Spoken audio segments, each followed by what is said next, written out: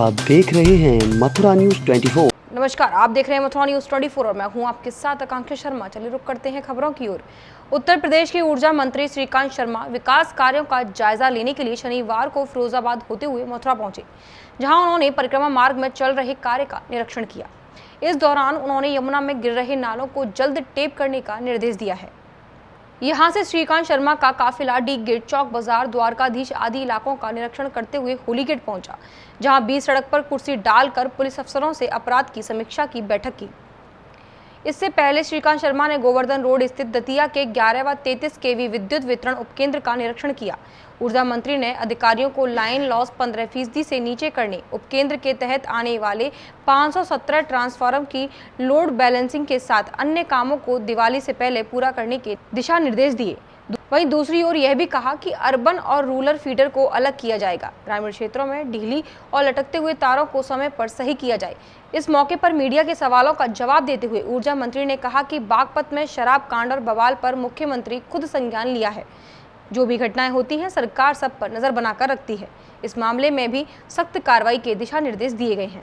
थाना महावन क्षेत्र के अंतर्गत विगत 8 तारीख को गांव मनोहरपुरा में हुए नाबालिग के साथ दुराचार के आरोप में फरार चल रहे राहुल और कान्हा को इलाका पुलिस ने चंद्रावल देवी मंदिर के समीप से मुखबिर की सूचना पर गिरफ्तार कर लिया।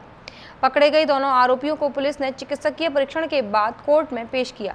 बताया जा रहा है कि दिनांक 8 तारीख को महावन थाना क्षेत्र में एक नाबालिग के साथ दुष्कर्म का आरोप इन दोनों पर लगा हुआ है। पुलिस ने दोनों आरोपियों को गिरफ्तार कर जेल भेज दिया है और मामले को कोर्ट के समक्ष पेश कर दिया है। घटना के मुख्य आरोपी माने जा रहे कान्हा ने बताया कि उसने कोई गलत काम नहीं किया और वह प्रेम प्रसंग में चल रहा था, जिस कारण वह फंसाया गया है। वो महावन आई थी, उसने कहा था कि मैं परेशान हूँ घर से, मैं यहाँ से चले जाऊँगी या तो कहीं चले जाऊँगा, घर नहीं आऊँगी। तेरे से क्या रिश्ता था उसका? तेरा क्या चल रहा था उसका? तो बातें करती थी। तेरा क्या प्रेम प्रसंग चल रहा था? प्यार करती थी, क्या था? हाँ, बातें करती थी। उससे बातें करती थी। तेरी उम्र कितनी है? मेरी 19-20 साल। 19-20 साल। उसकी 15-16 साल। फिर क्या हुआ? उसने बुलाया तो फिर कहाँ गया? बुलाया था मैंने, कहा यहाँ आके बहुत समझ आया कि वैसे मत जा बुझा। उसके हाथ में 100 रुपये थे, तो बहुत देर समझ आए थे। तो कह रही मैं घर नहीं, मैं कहीं चले जाऊँगी, खेत पर चले जाऊँगी, कहीं चले जाऊँगा, घर नहीं जाऊँगी। घर चले गई तो मैं घर वाले मार लेंगे, मैं घर नहीं जाऊँगी। मैं ये कह के सीधा घर चला गया। वो कहीं भी गई हो मुझे नहीं पता, वह खेती की। तो तुम क्यों भाग रहे थे जब तुमने कुछ नहीं किया? तो क्या कहा था उसने? फ़ोन करके क्या कहा था? उसने फ़ोन करके ये कहा था कि मेरे घर वालों ने रिपोर्ट कर दी है, तुम चले जाओ कहीं। नदबई क्षेत्र का विकास अब नोएडा की तर्ज पर कराया जाएगा। इसके लिए कस्बे में स्ट्रीट लाइट लगाने और सही सड़कों का काम दीपावली से पहले पूरा किया जाए। ऐसा विधायक जोगिंदर सिंह अवाना ने जन सुनवाई के दौरान कस्बे वासियों को यह भरोसा दिलाया। उन्होंने बताया कि रिको इंडस्ट्रियल एरिया आने से यहां करीब 15,000 से 20,000 युवाओं को स्थानीय स्तर पर ही रोजगार मिलेगा। इसके लिए रिको अधिकारियों ने औद्योगिक इकाइयां लगवाने के लिए प्रयास शुरू कर दी हैं।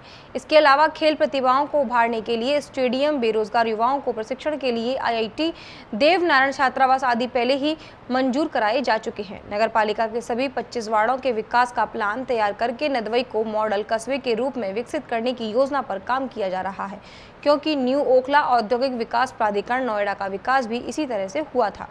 समस्त 25 वार्डों से लोग आए, अलग अलग तरह की उनकी समस्याएं थी और उन समस्याओं का समाधान करने के लिए संबंधित विभागों के सभी जिम्मेदार अधिकारी यहाँ मौजूद थे। उनको उनके जो पत्र थे, जो शिकायत पत्र थे, वो दे दिए गए हैं। मैं समझता हूँ कि जल्दी उनका निस्तारण होगा। निश्चित तौर पर मेरी जिम्मेदारी बनती है, मैं यहाँ का विधायक हूँ, तो लोग जो समस्याओं से जुड़ रहे हैं उनकी समस्याओं का मैं समाधान करूँ। और जैसे बिजली की समस्या, पानी की समस्या, सड़कों की समस्या और कई तरह की समस्या, कचरे की समस्या, पानी भरा हुआ है उसकी समस्या, कई तरह की समस्या अभी मेरे संज्ञान में आई है। निश्चित तौर पर उसका जल्दी मैं समाधान कराऊंगा। क्योंकि रोडों की व्यवस्था बहुत ज़्यादा खराब है, बहुत लंबे टाइम से खराब है, आज नहीं हुई, ये बहुत लंबे समय से चली आ रही है। लेकिन मैं समझता हूँ कि जिस तरह आपने देखा होगा कि हलेना वाला रोड जो है, जो गाँव उस पर पड़ते हैं, वहाँ RCC का काम हो चुका है। आपने नगर वाले पे भी देखा होगा, काम शुरू हो चुका है। और ये अपना जो मंडी वाला एक टुकड़ा जो बचा है, इस पर भी हो चुका है। बहुत जल्दी ये सारे कार्य शुरू हो जाएंगे। ठेकेदारों की एक बड़ी यहाँ पर लापरवाही रही है, उनके बारे में माननीय मुख्यमंत्री जी को मैंने अवगत कराया और सारी शिकायतें मैंने वहाँ कर दी हैं। मैं समझता हूँ कि जल्दी उनके खिलाफ भी कार्रवाई होगी और जो रुके हुए कार्य हैं उनको मैं बहुत जल्दी शुरू करा के पूरा कराऊंगा। राजस्थान के भरतपुर में एक चौंकाने वाली घटना सामने आई है। यहां विगत रात को मथुरा गेट थाने इलाके में संजय नगर कॉलोनी में 22 वर्षीय सपना देवी को एक सर्प ने काट लिया, जिसके बाद परिजन उसे जिला आरबीएम अस्पताल लेकर पहुंचे, मगर सर्पदंश का कोई निशान शरीर पर दिखाई नहीं दिया। तो परिजन वापस सपना को लेकर घर आ गए, जिसके बाद सर्पदंश का इलाज करने वाले 8 तांत्रिक बुलाए गए, जिन्होंने पूरी रात जादू तंत्र मंत्र से इलाज किया। दरअसल पीड़िता सपना देवी का कहना है कि एक सर्प जो उसको लगातार 3 बार काट चुका है, लेकिन सर्प काटने के बाद गायब हो जाता है। सर्प के काटने के बाद पीड़िता को पता चल जाता है एक ही सर्प है जो उसे लगातार 3 बार काट चुका है, लेकिन उसकी किस्मत है कि उसकी जान हर बार बच जाती है। काटने के बाद सर्प दिखाई भी नहीं देता और ना ही महिला के शरीर पर काटने का निशान आता है, लेकिन पीड़िता को इस बात का पता चलता है कि उसे सर्प ने काट लिया है। इसी को लेकर तांत्रिकों का कहना है कि पूर्व जन्म में महिला ने सर्प को धोखा दिया था। 3 बार काट चुका है, दिखता है नहीं है। 3 बार काट चुका है, सांप नहीं दिखाएगा। कल इलाज किया है। आपको कैसे मालूम सांप काटा है? काट जाता है, पता चल जाती है, सुन हो जाता है मेरा काम। हॉस्पिटल में दिखाया था क्या? हाँ दिखाया। क्या कहा हॉस्पिटल वालों ने, डॉक्टरों ने? उन्होंने तो ये कह दिया कुछ निशान नहीं है तो कुछ नहीं खाया। वहाँ आपको महसूस होता है सांप काटा? हाँ मुझे महसूस हो जाता है कि खा गया। तो ऐसा क्यों होता है कि 3 बार काट गया आप ही को? पता नहीं, कोई कहते हैं कि पिछले जन्म का है, कोई कुछ मतलब। इलाज ही क्या करेगा? रात को इलाज ही आए थे जो इलाज किया था, उन्होंने क्या कहा? कुछ नहीं कहा, वो तो देख के और इलाज करके चले गए, सांप नहीं आया। तो रात को पूजा के टाइम कुछ हुआ था? मुझे नहीं पता, मुझे होश रहता है तब तक पता चला। मुझे नहीं पता क्या होता है बाद में। नाम क्या है तुम्हारा? सपना। जैसा कि आपको पता है, कोविड-19 ने पूरे विश्व को अपने कब्जे में जकड़ रखा है।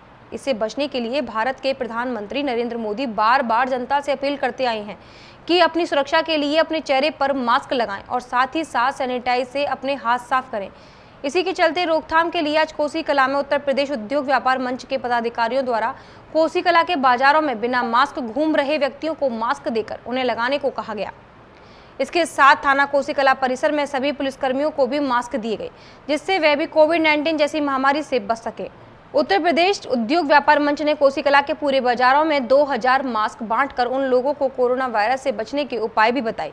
इस संदर्भ में जानकारी देते हुए उत्तर प्रदेश उद्योग व्यापार मंच के अध्यक्ष दीपक बंसल ने बताया, हम ये कोरोना महामारी के चलते जो लोग मास्क नहीं लगा रहे हैं, हम उन लोगों को आगाह कर रहे हैं कि वो लोग मास्क लगाएं, अपनी दुकानों पे सैनिटाइज रखें, जिससे कि ये जो कोरोना महामारी है ये जल्दी से जल्दी ख़त्म हो सके हमारे देश से। आज हम देखते हैं कोरोना महामारी के इतने केसेस बढ़ रहे हैं कि दिन प्रतिदिन लाखों की संख्या में केस बढ़ रहे हैं। तो हम लोगों को जागरूक कर रहे हैं कि वो मास्क और सैनिटाइज का यूज़ करें, जैसे कि इस महामारी से लड़ा जा सके। रविवार को रेलवे विभाग के द्वारा छात्रों की सुविधाओं का ध्यान रखते हुए नीट के एग्जाम के लिए विभिन्न रेलवे स्टेशनों से कई ट्रेनें चलाई गई। उसी के उपरांत कोसी कला रेलवे स्टेशन से भी विभाग के द्वारा EMU लोकल ट्रेन चलाई गई, जिसमें 10 छात्र नीट के एग्जाम के लिए दिल्ली के लिए रवाना हुए। इस दौरान रेलवे की RPF एवं GRP पुलिस के अधिकारी एवं कांस्टेबल स्टेशन परिसर में तैनात नजर आए। वहीं सभी छात्रों ने ट्रेन की टिकट खरीदी। स्टेशन परिसर में आने वाले सभी यात्रियों से रेलवे की पुलिस के द्वारा पूछताछ भी की गई, जिससे ट्रेन में यात्रा करने वाले नीट के एग्जाम की परीक्षा देने गई छात्रों में पुलिस का भय बना रहे। इसके उपरांत रेलवे की GRP पुलिस के द्वारा पूरी ट्रेन को चेक किया गया। रेलवे के द्वारा आज कोसी कला स्टेशन से निजामुद्दीन तक के लिए नीट एग्जाम देने के लिए लोकल स्टेशन चलाई गई है, जिससे मैं आज पेपर देने जा रहा था। मुझे सोई सूचना मिली आज, जो बहुत अच्छा कार्य किया रेलवे ने, और मैं उनसे निवेदन करूंगा कि इस गाड़ी को रेगुलर कर दिया जाए, कम से कम टाइमिंग बहुत अच्छी है इस गाड़ी की। तो अभी कोई यात्री है कि नहीं? कोई अभी मुझे तो कोई दिख नहीं जा रहा, मैं अकेला यहाँ करते हुए। कोई पुलिस व्यवस्था कैसी है यहाँ पर? बहुत अच्छी है, गेट पर है, सारी सुविधा ठीक है। अलीगढ़ के मामू भांजा क्षेत्र के रहने वाले 75 वर्षीय देवेंद्र अग्रवाल की पत्नी का देहांत हो जाने के बाद उक्त मकान की वसीयत अपनी तीनों पुत्रियों के नाम की गई। वहीं उक्त मकान का चौथा अपना हिस्सा अपनी बड़ी बेटी की बेटियों के नाम कर दिया। वहीं हिस्सा मिलते ही बेटी व उसकी बेटियों ने बुजुर्ग पर अत्याचार करना शुरू कर दिया और कमरे में बंद कर मारपीट की और धक्के मारकर घर से बाहर निकाल दिया। उसी दौरान पीड़ित की दूसरी बेटी ने उसे बचाया और अपने साथ रखा। वहीं यह सब देख पीड़ित ने बड़ी बेटी को दी हुई संपत्ति की वसीयत दूसरी बेटी पारुल के बेटे के नाम कर दी। वहीं बेटे द्वारा मारपीट के कारण बुजुर्ग बाप के कूल्हे की हड्डी टूट गई। वहीं परेशान होकर बुजुर्ग क्षेत्रीय थाने पहुंचा तो पुलिस द्वारा पीड़ित की सुनवाई नहीं की गई। पुलिस द्वारा कोई भी कार्रवाई न करने के चलते पीड़ित युवक ने एसएसपी के यहां न्याय की गुहार लगाई और पुलिस की मदद से अपने हिस्से में रहने की अनुमति मांगते हुए अपने हिस्से में दीवार लगवाने की गुहार लगाई है। मेरी 3 बेटियां हैं, मेरा मकान था एक, मैंने उनको तीनों को 3 हिस्से दे दिया, अपना एक हिस्सा मौत बढ़ाने के लिए रखा। उसकी 2 लड़कियां हैं, सबसे बड़ी की प्रियंका अग्रवाल की, उसको 20 साल से मैंने पाला था, उन दोनों के नाम मैंने वो वसीयत कर दी। अब वसीयत करने के बाद ही 3-4 दिन बाद मुझको बंद कर दिया।